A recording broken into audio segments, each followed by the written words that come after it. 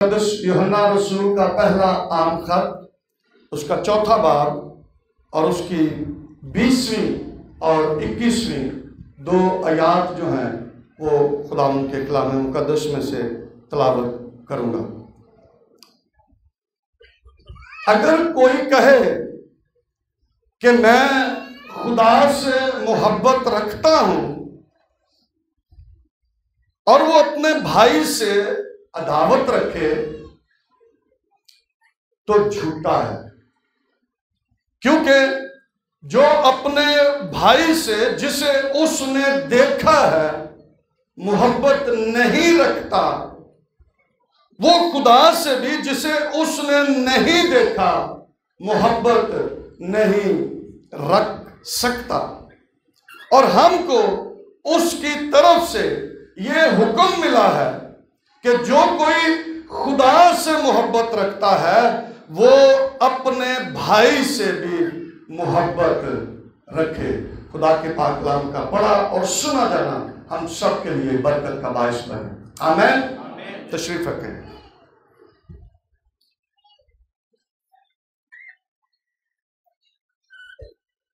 पिछले 3-4 इतवार से हम इस बात को सीख रहे हैं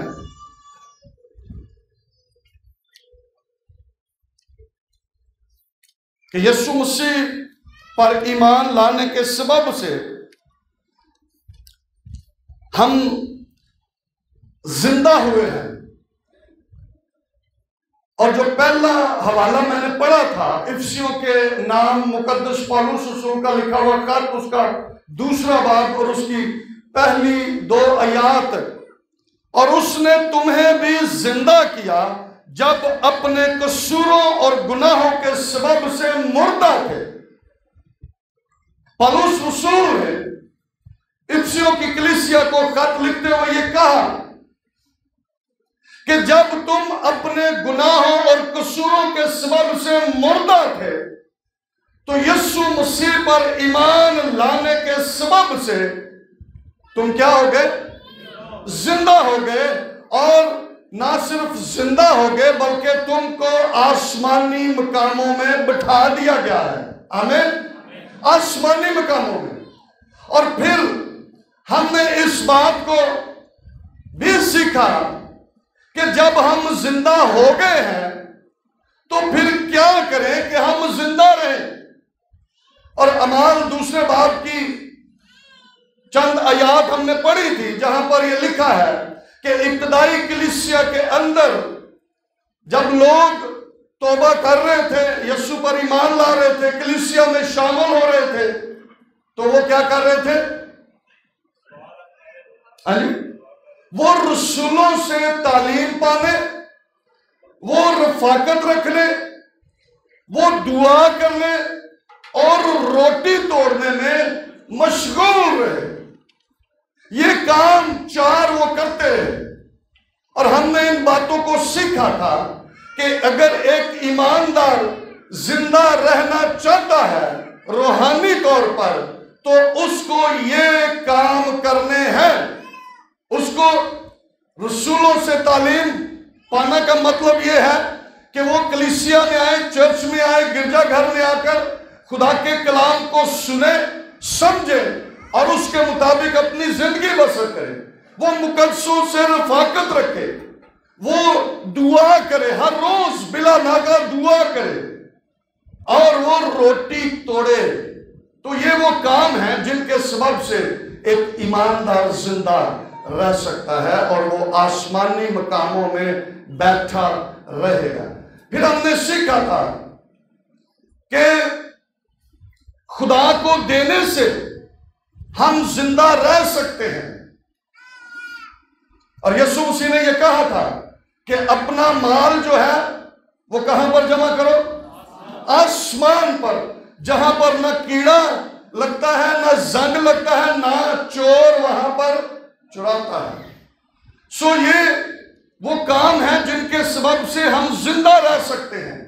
और फिर हमने सीखा था कि ज़बूर 119 और उसकी 96 आयत से 101 आयत तक हमने पढ़ा था पिछले द्वार सुना था, सीखा था कि खुदा के कलाम से हमने मोहब्बत रखनी है और खुदा के कलाम के मुताबिक हमने जिंदगियां बसर करते रहना है। और आज इस सीरीज का आखिरी सरमन है, आखिरी वाज है, और वो ये है कि हम और क्या करें कि हम जिंदा रहें। ये आखिरी बात होगी, लेकिन ये बातें मैंने कहा था कि मैं ये बातें दोहराता रहूंगा ताकि आपको याद रहे कि एक ईमानदार जब यीशु मसीह पर ईमान लाकर जिंदा हो गया है तो वो कैसे जिंदा रह सकता है। आज ये आखिरी इस सीरीज का सरमन है कि हमने क्या करें कि हम जिंदा रहें। आमीन, समझ आ रही?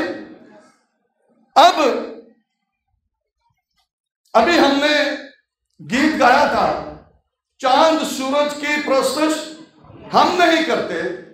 क्यों नहीं करते? क्योंकि हमारा खुदा जिंदा खुदा है, और जब जिंदा खुदा है हमारा, तो फिर हमारा जिंदा रहकर उसकी प्रस्तुश करना बहुत जरूरी है। हमारा जिंदा रहना बहुत जरूरी है, और वो जिंदगी जो हमारे अंदर है वो यीशु मसीह के वसीला से है। और अगर मैं वो काम ना करूं तो मैं जिंदा नहीं हूं और मेरे अंदर जिंदगी भी नहीं है। इसलिए मुझे जिंदा खुदा के कलाम पर अमल करना है ताकि मैं जिंदा रहूं। खुदा का बंदा मुकद्दस यूहन्ना रसूल अपने इस खत के अंदर एक और बात जो है वो रूह कुद्स की हिदायत से लिखता है, और वो बात ये है कि अगर कोई कहे कि मैं खुदा से मोहब्बत रखता हूं और वो अपने भाई से अदावत रखे तो क्या है? झूठा है, और झूठे खुदा की बादशाही में नहीं जाएंगे। तो इसका मतलब जब झूठा जो है उसके वो जिंदा नहीं है, उसके अंदर जिंदगी नहीं है। अब अगर मैं ये कहूं कि मैं खुदा से बड़ी मोहब्बत रखता हूं और मैं उसके हुक्मों पर अमल नहीं करता, मैं अपने भाई से मोहब्बत नहीं रखता, तो मैं क्या हो गया? झूठा हो गया। और लिखा है क्योंकि जो अपने भाई से जिसे उसने देखा है मोहब्बत नहीं रखता। असी अपने भरा नूं वेख के उन्होंने हाथ ला के असी मोहब्बत नहीं रखते। कट्ठियां बह के कट्ठियां खा पी के भी जो जवान हो जाते हैं तो उदों फिर नफरत, अदावत, झगड़े, जुदाइयां ये भाइयों के दरमियान आ जाती हैं और ईमानदारों के अंदर। और इसलिए खुदा का बंदा मुकद्दस यूहन्ना ये कहता है कि अपने भाई से जिसे उसने देखा है मोहब्बत नहीं रखता, वो खुदा से भी जिसे उसने नहीं देखा मोहब्बत नहीं रख सकता। हम अपने भाई को देखकर उससे मोहब्बत नहीं रखते, तो खुदा जिसको हमने देखा ही नहीं है फिर हम कैसे मोहब्बत रख सकते हैं? ये बड़ी खास बात है और ईमानदारों के लिए बड़ी जरूरी बात है कि अगर हम खुदा से मोहब्बत रखते हैं तो फिर हमें अपने भाई से भी मोहब्बत रखनी पड़ेगी। और आगे, और हमको उसकी तरफ से ये हुक्म मिला है कि जो कोई खुदा से मोहब्बत रखता है वो अपने भाई से भी मोहब्बत ये नहीं हो सकता कि असी खुदा नाल ते मोहब्बत रखनी है ते भरा नाल, फिर हम जिंदा नहीं है, फिर हमारे अंदर जिंदगी नहीं है। और आगे जाकर हम इन बातों को और सीखेंगे कि जो भाई से मोहब्बत नहीं रखता वो तारीकी के अंदर है, वो मौत के अंदर है। वो गुनाह के अंदर है, वो बदी के अंदर है। तो मैं ये कैसे कह सकता हूं कि मैं जिंदा हूं? मैं ये कैसे कह सकता हूं कि मेरे अंदर जिंदगी है अगर मैं अपने भाई से मोहब्बत नहीं रखता? और कभी कभी लोग समझते हैं कि सिर्फ भरावां दे उत्ते जोर है, लेकिन ये बहन भाइयों की मोहब्बत की बात है। अगर इंग्लिश जो आखिरी पहला यूहन्ना चौथे बाब की आखिरी आयत है, उसमें लिखा है, anyone who loves God must also love their brother and sister. वो भैणा नाल भी मोहब्बत रखे ते भरावां नाल भी मोहब्बत रखे। ये नहीं है असि सिर्फ कहे कि असि भरावां नाल मोहब्बत रखिए ते भैणा नूं मिलिए ही ना। उर्दू तर्जमे में यहां पर सिर्फ यह आया कि वो अपने भाई से भी मोहब्बत रखे, लेकिन इंग्लिश में लिखा है कि वो अपने भाई और बहन से मोहब्बत रखे। अगर वो अपने भाई या बहन से मोहब्बत नहीं रखता तो वो झूठा है। अगर वो अपने भाई और बहन से मोहब्बत नहीं रखता तो इसका मतलब यह है कि वो खुदा से भी मोहब्बत नहीं रखता। मैं नहीं कह रहा, ये खुदा का कलाम कह रहा है। अगर हम ये दावा करते हैं कि मैं जिंदा हूं, मैं यीशु मसीह पर ईमान लाने के सबब से अपने अंदर हमेशा की जिंदगी रखता हूं, तो मैं अपने भाई से नफरत करता हूं, अपने भाई से अदावत रखता हूं, तो फिर मेरे अंदर कोई मोहब्बत, कोई जिंदगी नहीं है। और अफसोस की बात यह है कि आज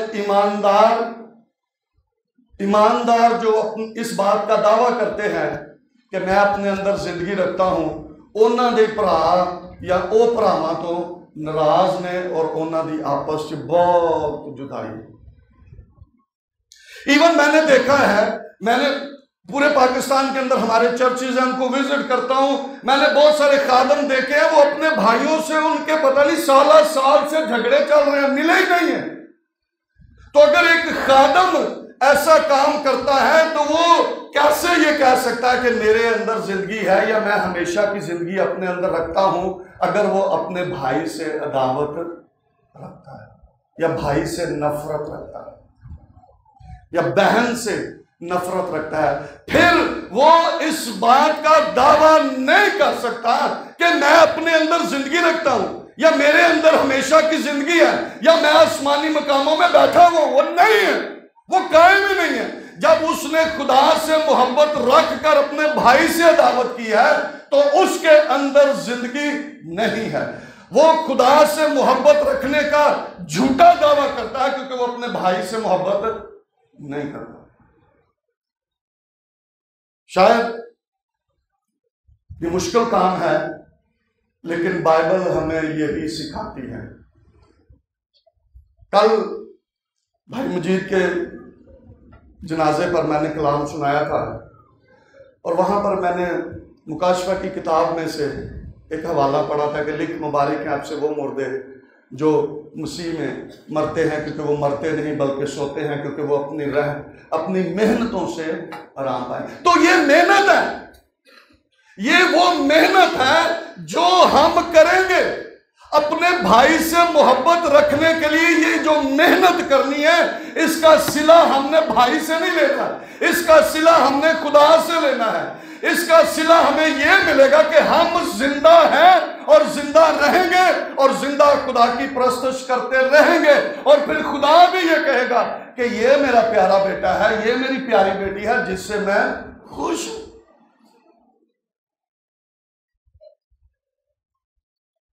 ये वो मेहनत है जो हमें ईमानदार होते हुए इस जमीन पर करनी है, अपने भाई से, अपनी बहन से मोहब्बत रख के, उसके साथ रिश्ते को मजबूत करके।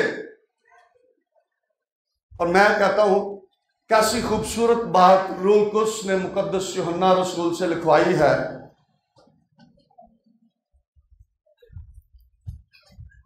कि जो कोई खुदा से मोहब्बत रखता है वो अपने भाई से भी मोहब्बत रखता है। और जिसे भाई को देखकर वो उससे मोहब्बत नहीं रखता, तो फिर वो खुदा से कैसे मोहब्बत रख सकता है? भाई से वो अदावत रखता है, नफरत करता है, झगड़ा करता है। इमसाल, जरा एक हवाला पढ़ेंगे, इमसाल 10वां बाब।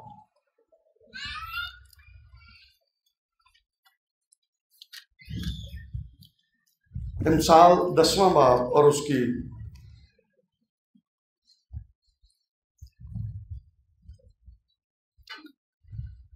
12वीं आयत। गौर से सुने, अगर भाई भाई से अदावत रखता है, नफरत रखता है, तो नफरत क्या पैदा करती है? झगड़े। हाँ, क्या पैदा करती? झगड़े। फिर लड़ाइयां, भरावां, सक्के भरावां दियां भी लड़ाइयां होंदियां ने, तो एक दूसरे दे सिर फाड़ दे। इमसाल 10वां बाब और उसकी 12वीं आयत लिखा है, अदावत झगड़े पैदा करती है। अदावत क्या करती है? झगड़े पैदा करती है, लेकिन मोहब्बत सब खताओं को ढांक देती है। अदावत क्या करती है? नफरत क्या करती है? झगड़े पैदा करती है, लेकिन मोहब्बत क्या करती है? सब खताओं को ढक देती है, नजर ही नहीं आती मोहब्बत।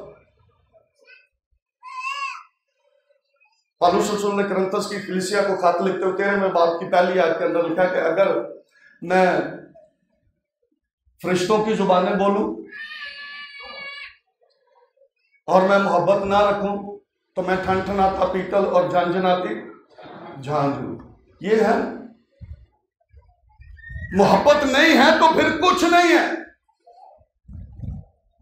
मोहब्बत आगे अगर घर जाकर आप इस 13वें बाब को पढ़ें तो लिखा है, मोहब्बत सब कुछ सह लेती है, मोहब्बत बर्दाश्त कर लेती है, और मोहब्बत अपने भाई की खताओं को ढांप देती है, कज देती है, उन्होंने कपड़ा पा देती है। खुदा की मोहब्बत देखे लिखा है कि वो फिर हमारे गुनाहों को कभी याद नहीं करता। लिखा है वो समुद्र की तह में डाल देता है, कभी फिर हमारे गुनाहों को याद नहीं करता, क्योंकि खुदा को हमसे क्या है? मोहब्बत है।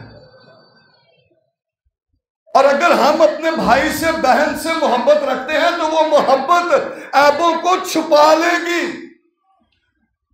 वो भाई के, बहन की बदियों को, गुनाहों को उजागर नहीं करेगी। अदावत, हमने क्या पढ़ा? अदावत झगड़े पैदा करती है, लेकिन मोहब्बत जो है वो क्या करती है? गुनाहों को ढांक देती है। पहला कत्ल जो जमीन पर हुआ वो भाई ने भाई का किया।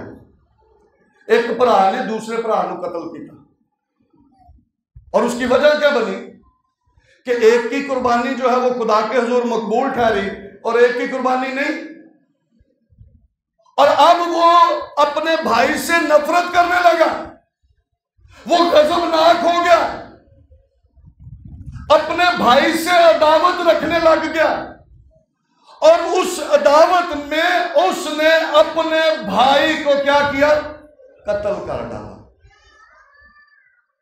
अदावत क्या करती है? झगड़े पैदा करती है। ये वो अदावत है जिसने उसको उभारा और उसने अपने ही भाई को कत्ल कर डाला। और उस कत्ल का नतीजा क्या निकला? उस कत्ल के नतीजे में उसको सजा क्या मिली? पैदाइश 4वां बाब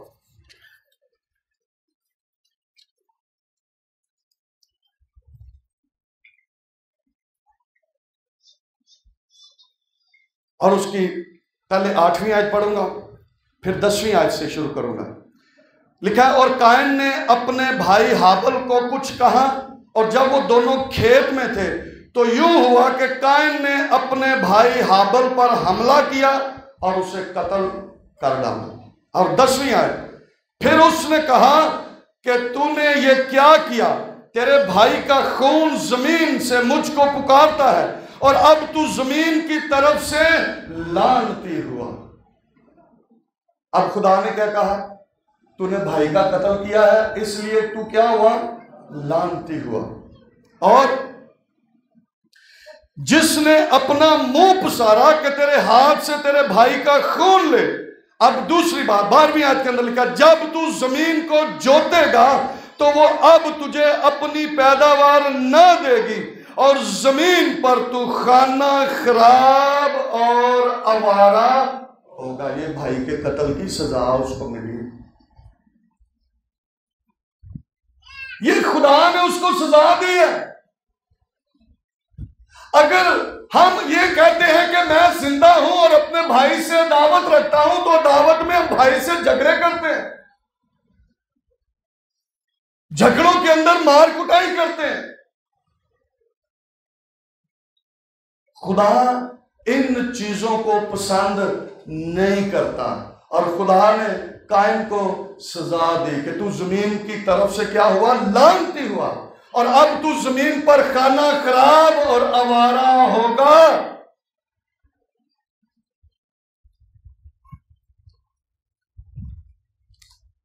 लेकिन हम ईमानदार हैं, हमें अपने भाई बहनों से मोहब्बत रखनी है। इसलिए मोहब्बत रखनी है क्योंकि हम खुदा से मोहब्बत रखते हैं, और खुदा से मोहब्बत रखने का मतलब यह है कि हम जिंदा हैं और अपने अंदर हमेशा की जिंदगी रखते हैं।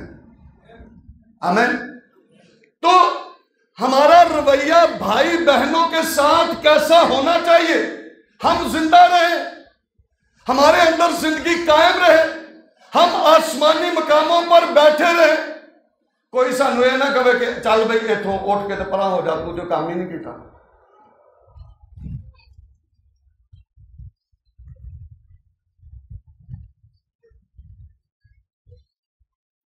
बहुत जरूरी है कि हम ये समझें कि हम खुदा के लोग हैं, हम जिंदा खुदा की परस्तिश करने वाले हैं, हम खुदा से मोहब्बत रखने वाले हैं। यीशु मसीह पर ईमान लाकर हमें हमेशा की जिंदगी मिल गई है, हम अपने अंदर जिंदगी रखते हैं। तो हमें अपने भाई बहनों से क्या करनी है? मोहब्बत रखनी है। याकूब और इसऊ के मुतालिक आप सब जानते हैं। इसऊ पिलोठा बेटा था इसहाक का, और याकूब ने खाने के इव्ज अपने भाई से पिलोठे होने का हक ले लिया, और उसकी मां ने उसको अपने भाई के यहां भेज दिया, और याकूब अपने मामू लाबन के घर चला गया और वो वहां पर रहने लगा। लेकिन इसऊ को अपने भाई के लिए उसके अंदर नफरत थी, और इसीलिए उसकी मां ने उसको भेज दिया था कि कहीं ये उसको मारना दे। लेकिन उनकी मोहब्बत भाइयों की जरा देखें कैसी मोहब्बत है। जब याकूब अपने मामू लाबन के घर से वापस आया और इसऊ अपने लोगों के साथ उसको मिलने के लिए गया, तो उन भाइयों की मोहब्बत आपने देखनी है। पैदाइश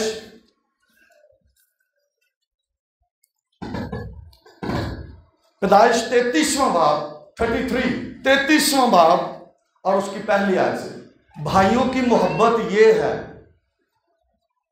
बेशक उससे बड़ी बड़ी गलती हो गई और उसने भाई का गुनाह किया, बेशक उसने खाकर अपना हक उसको दे दिया, लेकिन इसके बावजूद भाइयों की मोहब्बत को जरा आपने देखना है। और आज हम जो यीशु मसीह के वसीला से इकरार करते हैं, क्या ऐसी मोहब्बत आज के ईमानदारों में पाई जाती है? देखें जरा पैदाइश 33वां बाब और उसकी पहली आयत से मैं पढ़ूंगा। और याकूब ने अपनी आंखें उठाकर नजर की और क्या देखता है कि इसऊ 400 आदमी साथ लिए चला आ रहा है। तब उसने लिया और राखल और दोनों लौंडियों को बच्चे बांट दिए, और लौंडियों और उनके बच्चों को सबसे आगे और लिया और उसके बच्चों को पीछे, और राखल और यूसुफ को सबसे पीछे रखा, और वो खुद उनके आगे आगे चला और अपने भाई के पास पहुंचते पहुंचते 7 बार जमीन तक झुका। भरा नूं मिलन जा रहे, भरा को 400 बंदे लैके आ रहे। उसने क्या किया? याकूब ने 7 मरतबा जमीन पर झुका। फिर और ईसाऊ उससे मिलने को दौड़ा और उससे बगलगीर हुआ और उसे गले लगाया और चूमा, और वो दोनों रोए। ये मोहब्बत है भाइयों की। कोई गिला, कोई शिकवा उसने किया और तू की करके गया से, मेरे नाल ऐ कर गया से, फिर तू नस गया, तू इत्थे हुंदा तो मैं तेनू छड्डना नहीं सी। उसने कहा, लिखा कि वो दोनों क्या हुए? उन्होंने एक दूसरे को गले लगाया और एक दूसरे को चूमा और वो रोए। मैं ये बात पहले भी कह चुका हूं कि आज ईमानदारों की ये हालत है। वो कहते हैं कि हम जिंदा हैं, हमारे अंदर जिंदगी है, लेकिन वो अपने भाई से अदावत रखते हैं। कहते हैं मैं तेरा मुंह ही नहीं देखना। इतों तक कि मैं पिछले दिनों एक भाई के मुतल्लिक सुन रहा था कि वो उसका भाई जब फौत हो गया तो वो जनाजे पर भी नहीं आया सका भरा। तो ये भाइयों की मोहब्बत है। और हम ये कहें कि जी मैं अपने भाई से मोहब्बत रखता हूँ, मैं भाई से मोहब्बत, अगर मैं खुदा से मोहब्बत रखता हूँ, भाई से मोहब्बत नहीं रखता, तो ये मैं क्या हूँ? झूठा हूँ। और अभी और आगे हम इसको पढ़ेंगे। ये भाई है, कोई बात नहीं की, एक दूसरे को गले लगाया, चूमा और वो मिलकर रोए। और फिर लिखा, फिर उसने आंखें उठाई और औरतों को और बच्चों को देखा और कहा, ये तेरे साथ कौन है? उसने कहा, ये वो बच्चे हैं जो खुदा ने तेरे खादम को अनायत। ये भाइयों की मोहब्बत है। फिर एक दूसरा वाकया, जब यूसुफ के भाइयों ने अपने भाई यूसुफ को बेच दिया और वो उसको लेकर मिस्र में चले गए, और वहां पर उसको कैद में डाला गया। कैद से फिर वो उसके महल तक पहुंच गया, फराउन के महल तक पहुंच गया।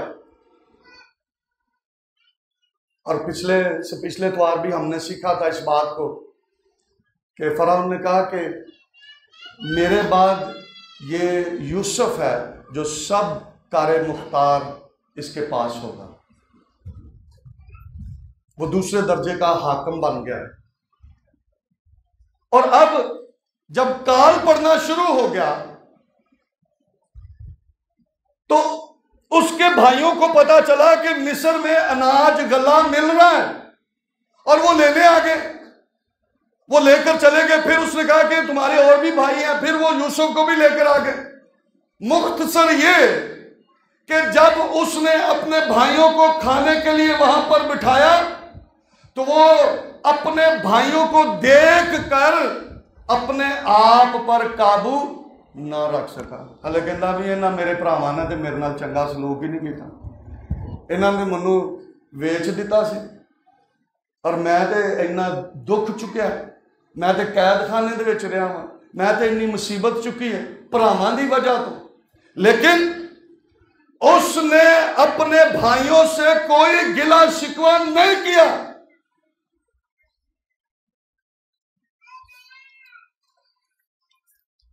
क्या पैदाइश 45वां बाब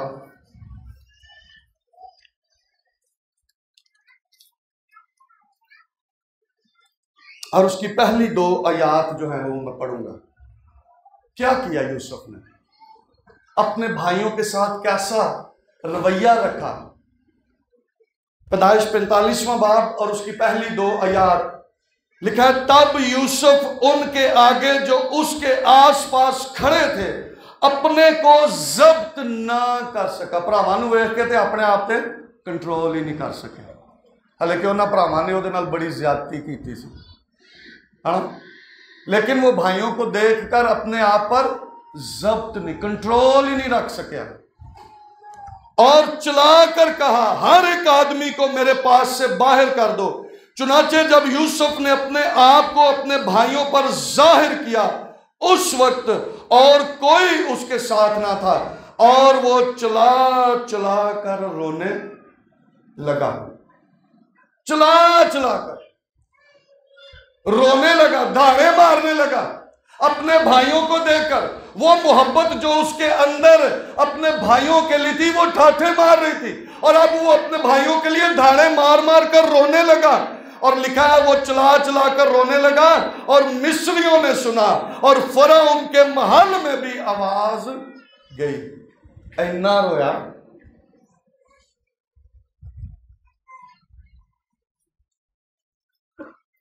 ये मोहब्बत, आज हम जिस मोहब्बत का दावा कर रहे हैं, वो मोहब्बत ईमानदारों के अंदर नहीं है। और अगर ये मोहब्बत नहीं है तो हम जिंदा भी नहीं है, और अगर हम जिंदा नहीं है, हमारे अंदर जिंदगी भी नहीं है, फिर हम आसमानी मकामों में बैठे भी नहीं है, हम मुर्दा हैं। अगर हम अपने भाई से अदावत रखते हैं, अपने भाई से नफरत रखते हैं, अपने भाई से मोहब्बत नहीं रखते, तो फिर क्या है? हम मुर्दा है।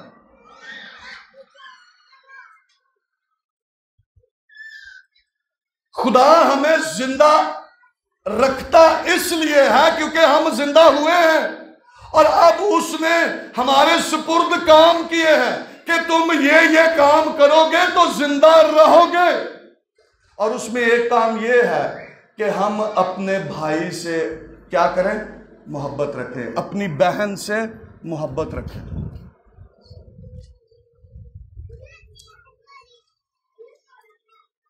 अगर कोई ईमानदार अपने आप को जिंदा समझता है और समझता है कि मुझ में जिंदगी है और वो अपने भाई से मोहब्बत नहीं रखता, तो उसमें जिंदगी नहीं है। अगर वो अपनी बहन से मोहब्बत नहीं रखता तो उसमें जिंदगी नहीं है।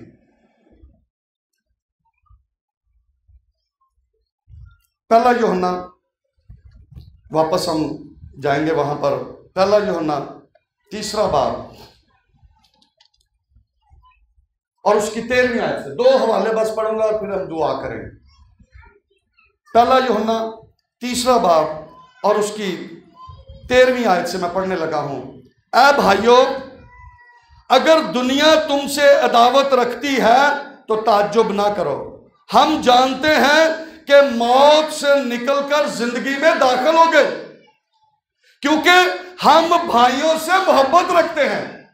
भाइयों से मोहब्बत रखने के सबब से खुदा का बंदा मुकद्दस यूहन्ना रसूल ये कहता है कि हम मौत में से निकलकर किस में दाखिल हो गए? जिंदगी में दाखिल हो गए,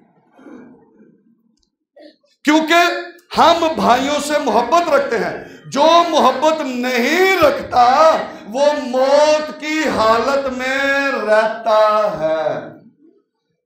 ठीक है? जो भाई से मोहब्बत नहीं रखता वो क्या है?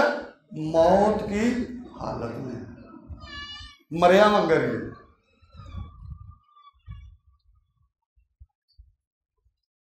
जो भाई से मोहब्बत नहीं रखता, जो लिखा है जो मोहब्बत नहीं रखता वो मौत की हालत में रहता है। जो कोई अपने भाई से अदावत रखता है, नफरत करता है अपने भाई से, वो खूनी है और तुम जानते हो कि किसी खूनी में हमेशा की जिंदगी मौजूद नहीं रहती। ये मैं नहीं कह रहा, ये खुदा का कलाम कह रहा है कि अगर कोई अपने भाई से दावत रखता है तो वो क्या है? खूनी है। और तुम जानते हो कि किसी खूनी में हमेशा की जिंदगी मौजूद नहीं है। ज़बूर हम गाते हैं, दगाबाज ते खूनी कभी अद्धी उम्र ना पा। और मुकद्दस यूहन्ना रसूल कहते हैं कि खूनी जो है उसमें हमेशा की जिंदगी नहीं है। जो अपने भाई से मोहब्बत नहीं रखता वो खूनी है और खूनी में हमेशा की जिंदगी नहीं है। हमने मोहब्बत को इसी से जाना कि उसने हमारे वास्ते अपनी जान दे दी, और हम पर भी भाइयों के वास्ते जान देना फर्ज है। हम पर भी भाइयों के वास्ते जान देना फर्ज है।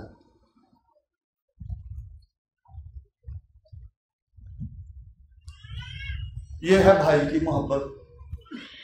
और खुदा का कलाम ये तकाजा करता है कि अगर हम भाई से मोहब्बत रखते हैं तो वो मोहब्बत इस हद तक होनी चाहिए कि हम भाई के लिए अपनी जान भी दे सकें।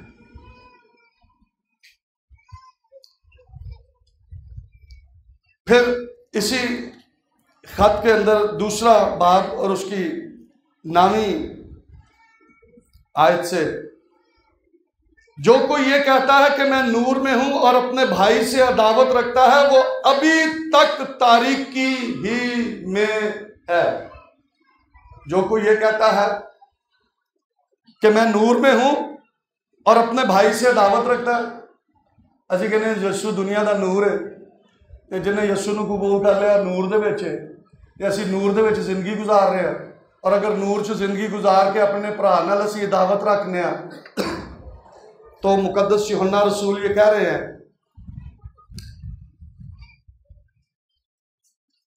जो कोई ये कहता है मैं नूर में हूं और अपने भाई से दावत रखता है, वो अभी तक तारीकी ही में है।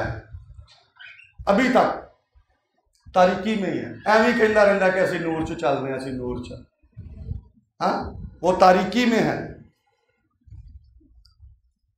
जो कोई अपने भाई से मोहब्बत रखता है वो नूर में रहता है और ठोकर नहीं खाने का। जो अपने भाई से मोहब्बत रखता है वो नूर में, वो जिंदगी में है, वो हमेशा की जिंदगी हासिल करेगा। लेकिन जो भाई से अदावत रखता है, नफरत करता है, उसमें जिंदगी नहीं है, वो खूनी है, और खूनी में हमेशा की जिंदगी मौजूद नहीं रहती। और यीशु मसीह ने तो यहां तक कह दिया कि अगर तू कुर्बानगाह पर हो, कुर्बानी चढ़ाने के लिए खड़ा हो, और तुझे वहां पर याद आ जाए कि मेरा भाई मुझसे नाराज है, तो अपनी कुर्बानी को छोड़कर पहले भाई से क्या कर, जाकर सुलह कर। असीं कहने कि नहीं नहीं नहीं, तुहानू पता लगे ना तो तुसी भी कहोगे इनू माफ ही ना करें। मैं क्यों कहूँगा? हाँ, भाई की मोहब्बत। मैंने 2 मिसालें आपको दी हैं। बेशक यूसुफ के साथ बहुत ज्यादती हुई थी, लेकिन उसने भाइयों के साथ कोई गिला शिकवा नहीं किया। उसने भाइयों के लिए अपने दिल को खोला और भाइयों को क्या किया, फिर से गले लगाया, और वो मोहब्बत फिर से कायम हो गई। याकूब और ईसाऊ ने उसी मोहब्बत को फिर से बहाल किया, और फिर से उन्होंने एक दूसरे को गले लगाया और चूमा। और याकूब अपने भाई के लिए जमीन पर 7 मरतबा जमीन पर उसने सजदा किया, और फिर उसने कहा मैंने तेरे मुंह को ऐसे देखा जैसे खुदा के मुंह को। ये भाई के लिए उसने कहा। असी कभी क्या है, मैं तेरा मुंह ही नहीं वेखना, तो तुसा भरा दा मुंह नहीं वेखना, तो खुदा दा मुंह। तो खुदा ने कहा कि याकूब ने, ईसाऊ ने भी कहा, उसने कहा मैंने तेरा मुंह ऐसे जैसे खुदा का फरिश्ते का मुंह देख लिया। और असी कहने नहीं नहीं, मैं तेरा मुंह ही नहीं देखना। सो अगर हम अपने आप को जिंदा समझते हैं यीशु मसीह पर ईमान लाने के सबब से, हम हमेशा की जिंदगी अपने आप के अंदर समझते हैं, तो फिर हमें अपने भाई से भी क्या करनी है, मोहब्बत रखनी है।